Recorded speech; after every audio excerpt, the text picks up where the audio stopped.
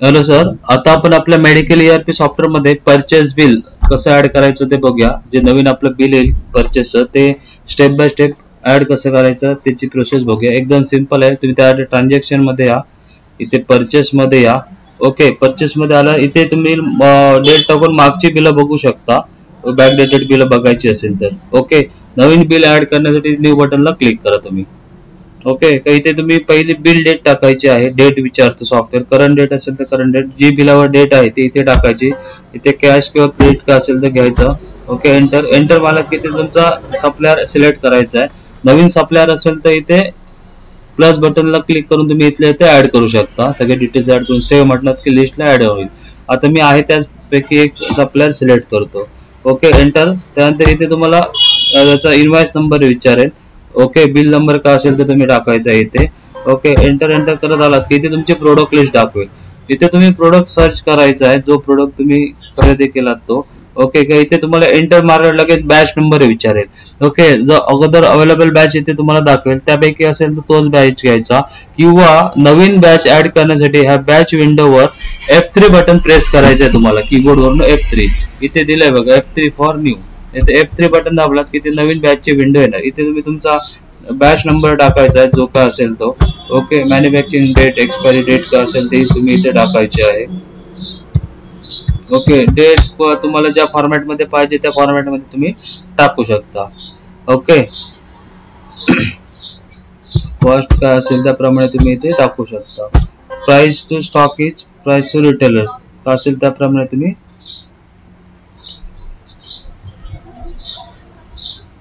इथे टाकायची rate. Okay, price to stockage म्हणजे जो काय आपल्याला रेट आलाय तो पण इथे तुम्ही टाकू शकता. ओके, इथे बारकोड असेल तर बारकोड, ऑटो जनरेट असेल तर ब्लँक ठेवायचा. रॅक नंबर पण तुम्ही टाकू शकता. एंटर मारलं की जनरेट बॅच सक्सेसफुली तयार होईल. ओके, त्याच्यानंतर इथे तुम्ही क्वांटिटी टाकायच्यात, किती क्वांटिटी तुमच्या ऍड झाल्या, सॉरी किती स्टेप तुम्ही मागवल्या. नंतर इथे फ्री असेल तर फ्री ऑप्शनल आहे. ओके, फ्री असतील तर इथे टाकायचा. त्यानंतर इथे तुमचा रेट ऑटोमॅटिक पडला. ओके, नंतर इथे बेसिक प्राइस ऑटोमॅटिक, डिस्काउंट जर भेटलं असेल तर इथे टाकायचं. ओके, इथे पहिला कॉलम आहे तो पर्सेंट मध्ये काउंट होतो, दुसरा आहे तो अमाऊंट मध्ये काउंट होतो. जर पर्सेंट मध्ये डिस्काउंट भेटलं असेल 2%, 10% इथे, अमाऊंट असेल तर इथे. ओके, याच्याप्रमाणे ऑटोमॅटिक तुमचा 5% लागून ती अमाऊंट आली. ओके, दुसरा प्रोडक्ट तुम्ही इथे सर्च करायचा. जर सर्च करताना आपण सपोज तुम्हाला मधलं नाव सर्च करायचं असेल. ओके, आता सपोज काय हा प्रोडक्ट आहे बा एक्मेल रोज 10 कॅप्सूल. सपोज तुम्हाला आता गोल्ड आठवत असेल तर तुम्ही इथे स्टार टाकून मधलं अक्षर पण सर्च करू शकता. मग गोल्ड वाले फक्त ऑटोमॅटिक प्रोडक्ट येणार. ओके, मग असं इझिली तुम्ही या सॉफ्टवेअर मध्ये सर्च पण करू शकता. आता इथे बघा बॅच विंडो आली. आता ह्या पे हे अगोदरचे बॅच. आता तुम्हाला सपोज नवीन बॅच ऍड करायचं, तुम्ही प्रेस करणार F3 बटन. ओके, इथे तुमचा नवीन बॅच आहे तो इथे तुम्ही टाकणार. ओके, त्यानंतर मॅन्युफॅक्चरिंग डेट, एक्सपायरी डेट का असेल त्याप्रमाणे इथे तुम्ही ऍड करणार. ओके, एक्सपायरी डेट टाकणार, तुमची कॉस्ट टाकणार का असेल त्याप्रमाणे. MRP नवीन वगैरे का असेल तर तुम्ही टाकू शकता, ओल्ड MRP वगैरे. आणि इथे तुमच्या रेट टाकू शकता. ओके, बाकी एंटर करत या, जनरेट बॅचला क्लिक करा. ओके, हा इग्नोरेबल एरर आहे. इथे तुमच्या क्वांटिटी टाका. ओके, किती क्वांटिटी आहेत ते. ओके, किती क्वांटिटी आल्या, फ्रीवर 10 एक भेटले असेल इथे.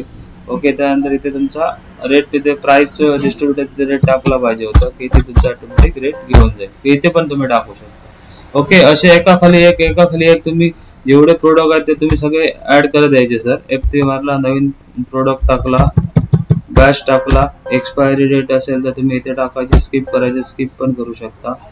मेडिसिन फार्मामध्ये कंपल्सरी एक्सपायरी डेट तुम्ही मेंटेन करायचीच आहे, आता तुम्हाला एक्सपायरी समजणार नाही. ओके, MRP काय असेल ते आणि कॉस्ट, प्राइस टू स्टॉकेज इथे तुमचा खरेदीचा रेट टाकून ठेवायचा. ओके, जनरेट राहिला मला की बॅच तुमचा सेव्ह होईल. ओके, इथे क्वांटिटी 50 झाली, फ्री असेल तर काय असेल तुम्ही टाकायचं. ओके, असे एका प्रकारे प्रोडक्ट ऍड करत यायचं आहे. ओके, सपोज काही कारणाचं तुम्हाला एखादा बॅच किंवा काही प्रोडक्ट एडिट करायचा आहे तर त्यापैकी जो प्रोडक्ट असेल तर तुम्ही डबल क्लिक करून सिलेक्ट करू शकता आणि एंटर इथे बॅच घ्यायचा, कोणता एडिट करायचा तो भरलेला बॅच. क्वांटिटी सपोज 20 होती, आपण चुकून 10 टाकली तर इथे तुम्ही क्वांटिटी प्राइस जरी चुकली असेल 10च्या ऐवजी 12 होती तुमच्याकडे तुम्ही इथे चेंज करू शकता. ओके, नवीन प्रोडक्ट ऍड करण्यासाठी सपोज तसं डबल इथे सर्च करून तुम्ही नवीन प्रोडक्ट ऍड करू शकता. सपोज एखादा प्रोडक्ट तुम्हाला नको असेल तर तुम्ही सिंगल क्लिकवर असा सिलेक्ट करायचा जो प्रोडक्ट नको आहे तो, आणि सिंपल तुम्ही कीबोर्ड वरून डिलीट बटन दाबायचं तर तो प्रोडक्ट तुमच्या बिलामधून निघून जाणार. ओके, इथे तुमचं टोटल इनवॉइस तुम्हाला दिसतं बघा सर. ओके, तुमची टोटल किती, डिस्काउंट किती, काय, इथे सगळे डिटेल्स बघू शकता. इथे नवीन प्रोडक्ट ऍड करण्यासाठी तुम्ही इथे नवीन सर्च करायचं, किंवा ह्या लिस्ट मध्ये सपोज एखादा प्रोडक्ट मेडिसिन नसेल तर इथेच बघा वरती दिली आहे बघा F3 फॉर न्यू, इथल्या इथेच तुम्ही F3 बटन दाबून तुम्ही नवीन प्रोडक्ट ऍड करू शकता. त्याप्रमाणे जसं आता मी मागण्यासाठी एस्केप करतो सपोज, आणि तर जर सपोज एखादा प्रोडक्ट आहे आणि तुम्हाला त्याचं कन्व्हर्जन किंवा काही चेंज करायचं असेल, ओके, तर इथे प्रोडक्ट हा सिलेक्ट करायचा. ओके, आणि इथे F1 बटन दाबायचं एडिट साठी. ओके, नवीन ऍड करण्यासाठी F3 बटन आहे आणि F1 आहे एडिट किंवा मॉडिफाय साठी. इथे तुम्ही प्रोडक्टचे डिटेल्स टाकणार आहे बघा. इथे प्रोडक्टचं नाव येणार, पॅकिंग कितीचं पॅकिंग असतं ते. ओके, टॅप स्ट्रिप काय असेल ते टाकू शकता. नंतर इथे तुमचं स्टॅप पर स्ट्रिप, टॅप पर स्ट्रिप म्हणजे एका स्ट्रिप मध्ये किती टॅबलेट असतात ते, म्हणजे कन्व्हर्जन इथे टाकायचं आहे तुम्हाला. बाकी ते कंपनी वगैरे तुम्ही सर्च करायचं, ग्रुप तुमची कॅटेगरी काय असेल ते दाखवू शकता. इथे जीएसटी किती आहे त्याला तो तुम्ही इथे सिलेक्ट करायचा. मॅन्युफॅक्चरर कोण असेल तर इथे टाईप केलं की ऑटोमॅटिक मॅन्युफॅक्चरची तुमची लिस्ट येणार. ओके, काय असेल ते त्याप्रमाणे. त्याच्यानंतर तुमचे सॉल्ट पण इथे तसं तुम्ही जसे टाईप केलं की ऑटोमॅटिक इथे येणार तुमचे. ओके, बाकी तुमचं मिनिमम लेवल मॅक्झिमम लेवल पाहिजे असेल तर स्टॉक टाकू शकता, रिऑर्डर साठी टाकू शकता, मार्जिन सेट करू शकता. आणि मेन महत्वाचा मुद्दा म्हणजे जर ड्रग्स शेड्यूल H1 वगैरे असेल ना, ते बघा आता शेड्यूल H ला हा प्रोडक्ट शेड्यूल H आहे म्हणून इथे तुम्ही आपण हे टिक मार्क केलेले आहे. ज्या कॅटेगरीचा तुमचा ड्रग्स आहे शेड्यूल H1, ओके, नार्कोटिक ज्या ह्याच्याप्रमाणे असेल त्याला इथे तुम्ही टिक मार्क करायचे. ओके, आणि इथे अपडेट किंवा सेव्ह बटनला क्लिक करायचे. नवीन प्रोडक्ट असेल तर सेव्हचा ऑप्शन येईल, आणि मॉडिफाय करत असेल तर आपल्याला अपडेटचा ऑप्शन येईल. ओके, की तो प्रोडक्ट तुमच्या इथे लिस्ट मध्ये ऍड होईल. बाकी स्टॉक करताना इथे एंटर मारायचा, F3 करून नवीन इथे त्यांचा बॅच ऍड करायचा. ओके, त्याच्यानंतर तुमचे एक्सपायरी डेट वगैरे काय असेल त्याप्रमाणे भरायची. ओके, आणि इथे तुमची MRP वगैरे, आणि इथे तुमचा खरेदीचा रेट एंटर मारत ऍड करा. ओके, इथे क्वांटिटी किती क्वांटिटी आल्या, फ्री असेल 50 10 फ्री. ओके, त्याप्रमाणे तुम्ही ऍड करा. डिस्काउंट भेटलं असेल बाबा 5% तर याप्रमाणे तुम्ही ऍड करत यायचं. इथे एकदा एस्केप करायचं, पूर्ण बिल दिसणार तुम्हाला. जर अदर कसले चार्जेस असतील डिस्काउंट वगैरे, हे आता हे झालं आयटम वाईज डिस्काउंट. हे इथे आपण ते आयटमच्या समोर देतो ते आयटम वाईज डिस्काउंट, मग पर्सेंट मध्ये असेल किंवा अमाऊंट मध्ये असेल. आणि तो कधी कधी काय असतात टोटल बिलावर पण आपल्याला बिल डिस्काउंट भेटलेलं असतं. त्यासाठी इथे बघा आयटमच्या बाजूला इथे चार्जेस ऑप्शन आहे, इथे यायचं आणि इथे तुम्ही ऑप्शन घ्यायचा डिस्काउंट, किंवा काही याच्यावर पॅकिंग फॉरवर्डिंग कुरिअर चार्ज असेल तर हा घ्यायचा. इथे पण तो पण ऑप्शन दिला बघा. इथे यायचं डिस्काउंट मध्ये टोटल बिलावर सपोज टोटल बिल आपले 22,286 आहे, त्याच्यावर आपल्याला सपोज पर्सेंट मध्ये भेटलं असेल 2%, इथे @ मध्ये टाकायचं 2% घेणार. आणि तेच जर तुम्ही डायरेक्ट अमाऊंट मध्ये द्यायचं असेल तर इथे तुम्ही 50 किंवा 100 रुपये भेटले असं पण तुम्ही ऍड करू शकता. ओके, हे नको असेल तर इथे डिलीट खाली तुमचे ऍड होणार चार्जेस ऑटोमॅटिक, तेवढे इथे अमाऊंट मधून लेस होणार. नको असेल तर इथे तुम्ही डबल क्लिक करून इथे तुम्ही एडिट पण करू शकता, कीबोर्ड म्हणणे तुम्ही हे पण करू शकता, काय डिलीट पण करू शकता. सपोज मला 2% द्यायचं आहे, 2% टोटल याचे ऑटोमॅटिक तुमचं ऍड होणार. ओके, हे ऍड करून झालं की तुम्ही पूर्ण बिल बघू शकता. चार्जेस इथे ऍड करू शकता सगळ्या प्रकारचे, मग ते डिस्काउंट असेल, फ्रेट कुरिअर चार्जेस असेल, कसल्या प्रकारचे चार्जेस इथून ऍड करायचे. आयटम्स मध्ये इथे तुम्ही पूर्ण बिल बघू शकता काय काय आपण ऍड केलंय ते. इथे तुम्हाला प्रोडक्टचं नाव, बॅच, क्वांटिटी वगैरे सगळ्या गोष्टी दिसतात. डबल क्लिक करून तुम्ही एडिट करू शकता. ओके, ऍड करून झालं सगळं बिल आपलं मॅच झालं, तिथे सेव्ह बटनला क्लिक करायची. सेव्ह बटनला क्लिक केलं की आपलं बिल आपल्या परचेस बिलामध्ये ऍड होणार. ओके, मारलेली परचेस बिल, सेव्ह केलेली परचेस बिल परत बघायची असेल तर तुम्ही परचेसला यायचं. इथे बघा, इथे डेट टाकलं की सगळी बिल येणार.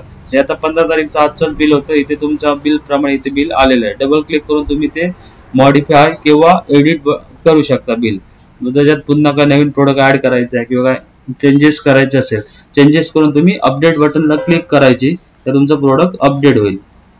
ओके, मागची बिलं पण तुम्ही इथे मागची डेट टाकून बघू शकता सर. ओके, इथे टाकलात की सगळी तुमच्या पार्टी वाईज तुमची बिलं येणार इथे. ओके, खाली इथे सिलेक्ट केलं का त्या प्रोडक्ट मध्ये बिलामध्ये कोणते प्रोडक्ट आहे ते इथेच तुम्हाला दिसतं बघा. इथले इथे तुम्ही सगळं बघू शकता आणि डबल क्लिक करून तुम्ही एडिट करू शकता.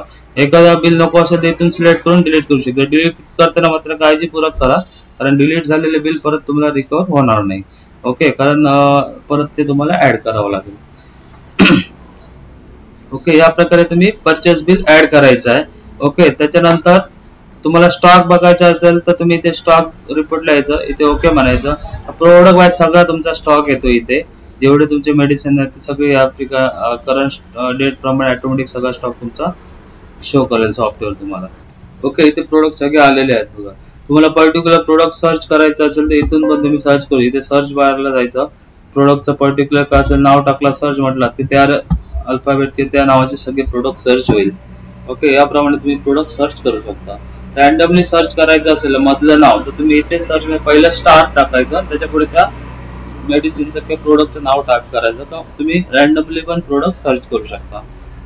ओके, पार्टीचं लेजर बघायचं असेल रिपोर्ट्स मध्ये तुम्हाला इथे बघा लेजर ऑप्शन भेटेल. तुम्ही पार्टी वाईज लेजर बघू शकता इथे. ओके, सपोज अन्नपूर्णाचं इथे सप्लायर तुम्ही सर्च पण करू शकता. ओके, ज्या कॅटेगरी इथे ग्रुप टाईप घेतलात. ओके, आणि इथे तुम्ही सर्च केला सप्लायर, फक्त सप्लायरच येतील तुमच्या इथे. इथे तुम्हाला सिलेक्ट करावं लागेल फक्त ग्रुप. ओके, आणि इथे तुम्ही फिल्टरला सप्लायर टाकलात, सप्लायर तुमच्या ऑटोमॅटिक येईल.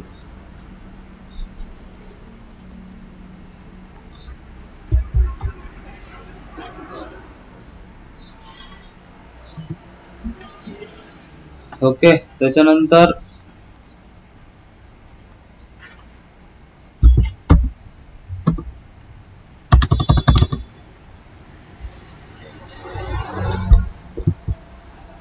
इथे प्रत्येकाचं आउटस्टँडिंग वगैरे दाखवेल. इथे ऑटो रिफ्रेशला क्लिक करून ठेवा, ऑटोमॅटिक त्याचा बॅलन्स वगैरे पण तुमचा रिफ्लेक्ट होऊन जाईल ऑटोमॅटिक किती आउटस्टँडिंग वगैरे काय ते. ओके, आता इथे हा सपोज असेल बघा तुमचा सप्लायर अन्नपूर्णा एजन्सी, याचा आता एवढं बॅलन्स दिसतोय बघा. ओके, सपोज ह्याला आपण पेमेंट केलं तर तुम्ही इझिली इथे क्विक पेमेंट एंट्रीला यायचं, क्विक पेमेंट.